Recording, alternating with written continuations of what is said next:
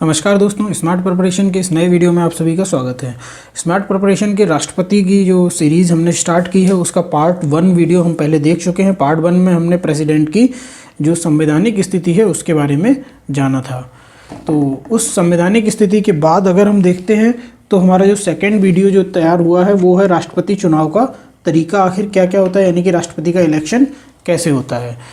Next है कि इसी में जो पद की उसके जो टेन्योर होता है यानी कि अवधि होती है उसके बारे में देखेंगे, उसकी योग्यता के बारे में देखेंगे, एलिजिबिलिटी क्राइटेरिया और पुनर्निर्वाचन कैसे होता है। तो यानी कि manner of election, tenure, eligibility and re election इसमें हम देखेंगे। तो जिस किसी ने अभी पार्ट 1 नहीं देखा है प्लीज़ पार्ट 1 पहले देख लीजिए, उसके बाद पार्ट 2 आपके लिए समझना काफ़ी आसान हो जाएगा। तो चलिए शुरू करते हैं। राष्ट्रपति के निर्वाचन की रीति यानी कि manner of election for the president. तो ये कौन सा तरीका यूज़ किया जाता है इसमें, तो देखते हैं। राष्ट्रपति का निर्वाचन एकल संक्रमणीय मत पद्धति द्वारा समानुपातिक प्रतिनिधित्व के रूप में होता है। हिंदी में थोड़ा सा समझना मुश्किल है। एकल संक्रमणीय मत पद्धति द्वारा होता है और समानुपातिक प्रतिनिधित्व प्रणाली से होता है। इसको इंग्लिश में देखते हैं। The election is held in accordance with the system of proportional representation. थोड़ा सा आसान लग रहा होगा, प्रोपोर्शनल रिप्रेजेंटेशन से होता है। By the means of single transferable vote STB।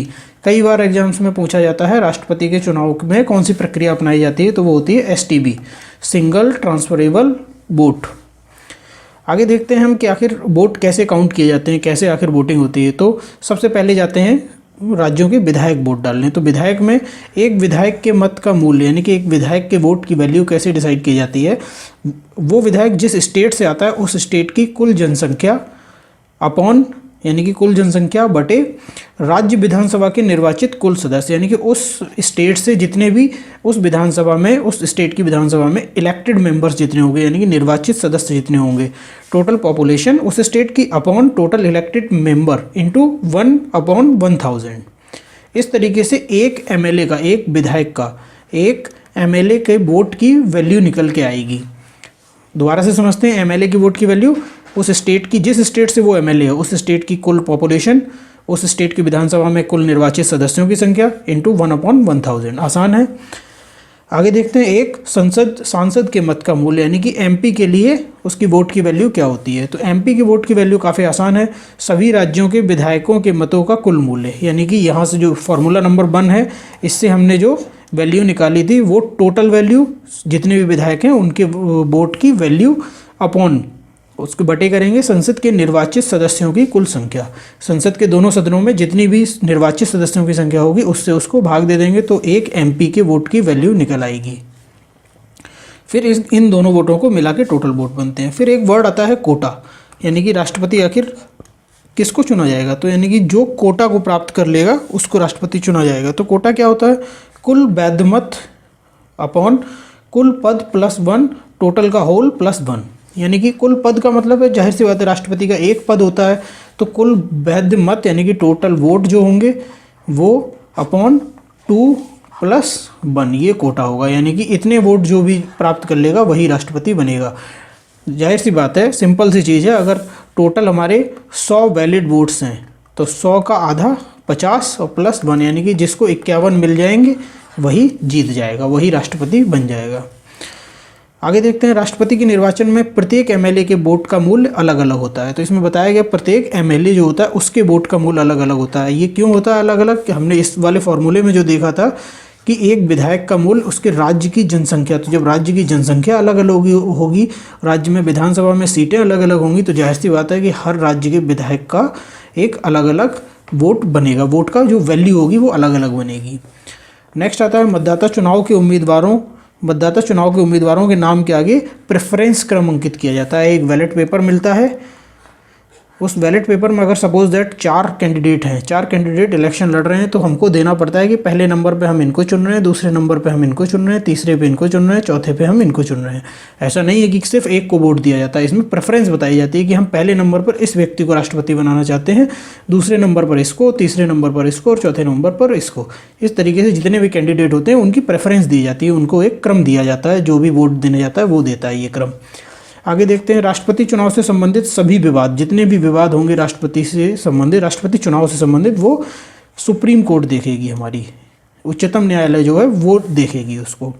Next आता है, यदि उच्चतम न्यायालय द्वारा किसी व्यक्ति को राष्ट्रपति के रूप में नियुक्ति अवैध घोषित कर दी गई। सपोज दैट एक इलेक्शन हुआ, उसमें एक राष्ट्रपति बन गया, अब उसके जो राष्ट्रपति बनने की जो नियुक्ति है, यानी कि उसका इलेक्शन है, उसका जो अपॉइंटमेंट है, उसको सुप्रीम कोर्ट ने किसी रिव्यू में उसको अवैध घोषित कर दिया, उसको इलीगल घोषित कर दिया। तो इस घोषणा से पूर्व राष्ट्रपति द्वारा किया गया कोई भी कार्य अवैध नहीं माना जाएगा।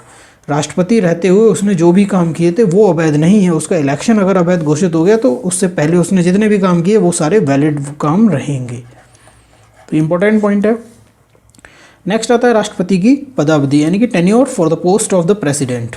तो जो टेन्योर होता है वो पद धारण करने के 5 वर्ष तक अपने पद पर रह सकता है, यानी कि जिस दिन वो शपथ लेगा उस दिन से लेके 5 वर्ष तक अपने पद पर राष्ट्रपति रहता है। आगे आता है, राष्ट्रपति अपना त्यागपत्र किसी भी समय उपराष्ट्रपति को दे सकता है। इंपॉर्टेंट पॉइंट है, कई बार एग्जाम्स में पूछा जाता है कि राष्ट्रपति अपना त्यागपत्र, अपना रेजिग्नेशन किनको देंगे, तो वो उपराष्ट्रपति को देते हैं।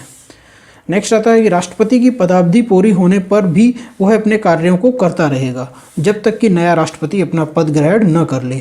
अगर उसका टेन्योर पूरा हो गया, उसके 5 साल पूरे हो गए हैं, स्टिल वो अपने कामों को राष्ट्रपति एज ए प्रेसिडेंट वो अपने कामों को करता रहेगा जब तक कि नया राष्ट्रपति शपथ न ले ले। आगे आता है राष्ट्रपति का पुनर्निर्वाचन, यानी कि री election for the post of president. तो क्या है, इसमें भारत का राष्ट्रपति 1 से अधिक बार भी निर्वाचित हो सकता है। ये बहुत ही इंपॉर्टेंट पॉइंट है। ये सिर्फ इंडिया में है कि भारत का राष्ट्रपति जो है वो 1 से ज़्यादा बार भी राष्ट्रपति बन सकता है, जबकि अमेरिका में लिमिट है कि 2 बार ही एक व्यक्ति राष्ट्रपति बन सकता है। 2 बार से अधिक एक व्यक्ति राष्ट्रपति नहीं बन सकता है। भारत में एक व्यक्ति कितनी भी बार राष्ट्रपति बन सकता है, कितनी भी बार राष्ट्रपति का चुनाव लड़ सकता है। नेक्स्ट आता है राष्ट्रपति पद के लिए अर्हताएँ, यानी कि eligibility for the post of the president. सबसे पहली जो एलिजिबिलिटी है वो भारत का नागरिक हो। नेक्स्ट है 35 वर्ष की आयु पूर्ण कर चुका हो।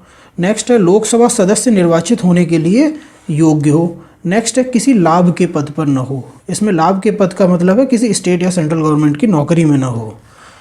नेक्स्ट है नामांकन के लिए उसको 50 प्रस्तावक चाहिए होंगे और 50 अनुमोदक चाहिए होंगे। ये इंपॉर्टेंट है, कई बार एग्जाम्स में पूछा जाता है कि राष्ट्रपति इलेक्शन लड़ने के लिए किसी व्यक्ति को कितने नामांकन यानी कि कितने प्रस्तावक और कितने अनुमोदक चाहिए होते हैं। तो 50 प्रस्तावक और 50 अनुमोदक चाहिए होते हैं उसको नामांकन के लिए, यानी कि जब वो नॉमिनेशन फाइल करने जाएंगे उससे पहले ही उसको 50-50 लोग चाहिए होंगे। आगे देखते हैं राष्ट्रपति पद की शर्तें, यानी कि conditions for the post of the president. यदि व्यक्ति संसद या किसी अन्य राज्य की विधानसभा का सदस्य है, सपोज दैट कोई संसद का सदस्य या फिर राज्य की विधानसभा का सदस्य राष्ट्रपति का चुनाव लड़ता है और वो राष्ट्रपति बन जाता है, तो राष्ट्रपति निर्वाचित होने पर उसे उस सदन की सदस्यता छोड़नी पड़ती है। ये इंपॉर्टेंट पॉइंट है कि अगर कोई व्यक्ति संसद का सदस्य है या किसी राज्य की विधानसभा का सदस्य है और उसका अपॉइंटमेंट एज ए राष्ट्रपति वो इलेक्शन में जीत जाता है, तो उसको वो अपनी पुरानी वाली जो सदस्यता है उसको छोड़ना पड़ता है। नेक्स्ट आता है राष्ट्रपति को आधिकारिक आवास मिलता है जिसको कि राष्ट्रपति भवन बोलते हैं। नेक्स्ट आता है राष्ट्रपति का वेतन, भत्ते, उपलब्धियां, विशेषाधिकार, यानी कि विशेष अधिकार जो होते हैं वो उसकी पदावधि के दौरान कम नहीं किए जा सकते हैं। यानी कि जो राष्ट्रपति की पोस्ट पर है उस टाइम पर उसके पूरे 5 साल जब तक वो रहेगा तब तक उसका ना वेतन कम होगा, ना भत्ता कम होंगे, ना उपलब्धियां कम होंगी, ना ही उसके कोई जो विशेष अधिकार हैं वो कम किए जा सकते हैं।